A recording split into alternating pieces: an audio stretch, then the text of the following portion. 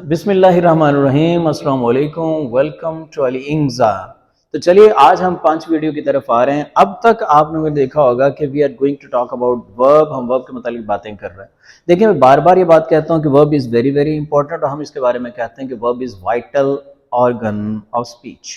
जो स्पीच है ना सबसे इंपॉर्टेंट वर्ब है। आपको पता है वर्ब की बुनियाद पे हम कहते हैं हाँ यार ये पास्ट हो गया, ये प्रेजेंट हो गया, ये फ्यूचर हो गया। तो जब आप वर्ब को सही तौर पर इस्तेमाल कर लोगे तो then it will much easier for everybody to write good sentences.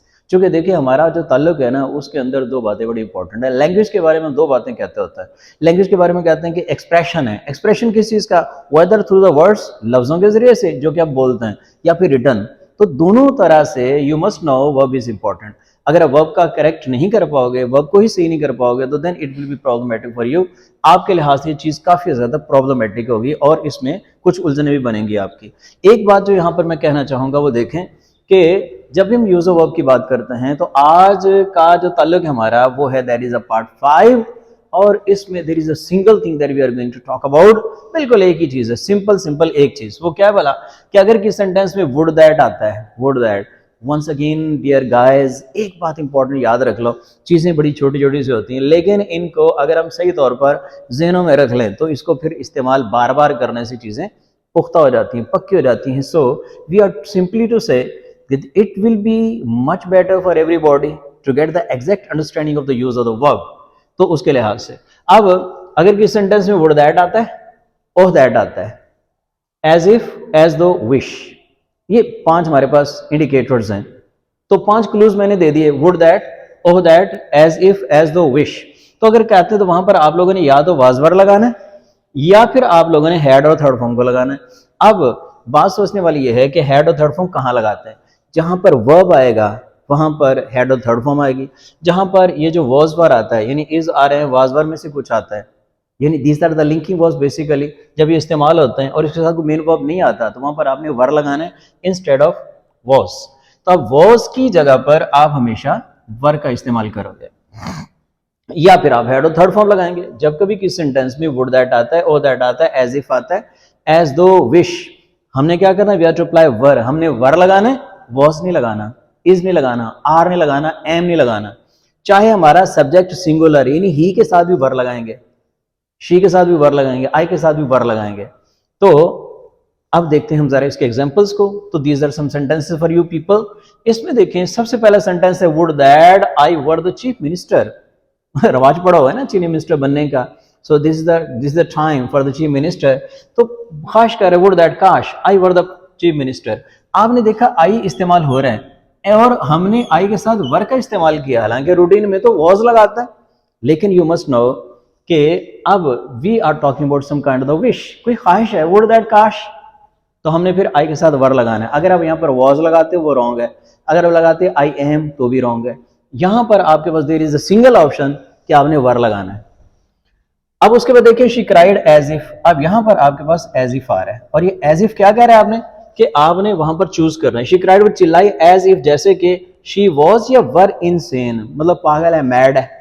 तो अब आपको पता चल गया एज इफ आ गया। So we are to select were. हमने वहां पर वर को सिलेक्ट करना है इंस्टेड ऑफ वॉज। हमने वॉज नहीं लगाना, वर लगाना है। तो अब ये बात आपको समझ आ गई कि जब भी ये इंडिकेटर्स आता है तो what we are to do, we are to use were और had and third form of the verb. अब हम देखते हैं इससे अगला वाला sentence, I wish I were with you. अब रूटीन तो वही बात फिर आ गई ना, आई आ गया, हमने वर लगा दिया, हालांकि वॉज लगाना चाहिए था। लेकिन एक्चुअल बात क्या आ गई, यहाँ पर ख्वाहिश है, ख्वाहिश का इजहार है, I wish. So this is some kind of the particular routine. So we are to say कि हमें यहाँ पर वर का इस्तेमाल करना है। I wish I were with you, मेरी ख्वाहिश है कि मैं तुम्हारे साथ होता। अब आई एम विद यू का मतलब मैं आपके साथ हूं, that's okay, that's going on. लेकिन यहां पर है अब ख्वाहिश का इजहार हो तो you are applying were instead of was और एम। लास्ट सेंटेंस को देखें, वुड दैट, खास तौर पर जब पाकिस्तान वर्ल्ड कप में था तो तब मतलब था कि वुड दैट पाकिस्तान हैड या win one had one the match. इस सेंटेंस में और बाकी सेंटेंस में क्या डिफरेंस है, यहां पर हमने इसको फाइनल किया, हैड वन। रीजन बड़ी सिंपल है, बाकी सेंटेंस में आपने देखा कि सिर्फ और सिर्फ लिंकिंग वर्ब यूज हो रहे हैं, यानी इज आ रहे हैं, वाज वगैरह उन्हीं में से यूज हो रहे हैं। वर लगा दिया हमने, यहां पर भी वर लगा दिया, यहां पर भी वर लगा दिया। सेंटेंस नंबर 4 में चूंकि वर्ब आया हुआ है, जब वर्ब आएगा तो फिर वहां पर हेड और थर्ड फॉर्म लगाएंगे। तो वुड दैट काश Pakistan had won the match, काश पाकिस्तान ने मैच जीता होता। अब इन सेंटेंसेस के बाद so what is the conclusion dear guys, क्या कंक्लूजन निकला, नतीजा क्या निकला है?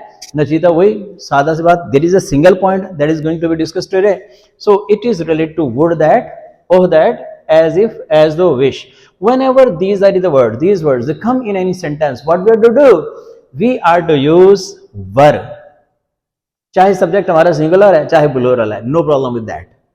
तो वर लगाना है और साथ में हैड और थर्ड फॉर्म को अप्लाई करना है, वर या फिर हैड और थर्ड फॉर्म। वर कब लगाते हैं? जब इज, आर, एम, वाज, वर, इनमें से कोई ऑप्शन हो आपके पास और साथ में मेन वर्ब ना हो, तो तब आपने लगा देना है वर, ना वॉज लगाना है, ना एम लगाना है, ना इज लगाना है, ना आर लगाना है। फिर दूसरी बात आ गई, अगर वर्ब आ गया है तो फिर आपने हेड और थर्ड फॉर्म को यूज करना है। So dear guys, this was something there for you. तो होपफुल इंशाल्लाह you will be able to get the exact idea.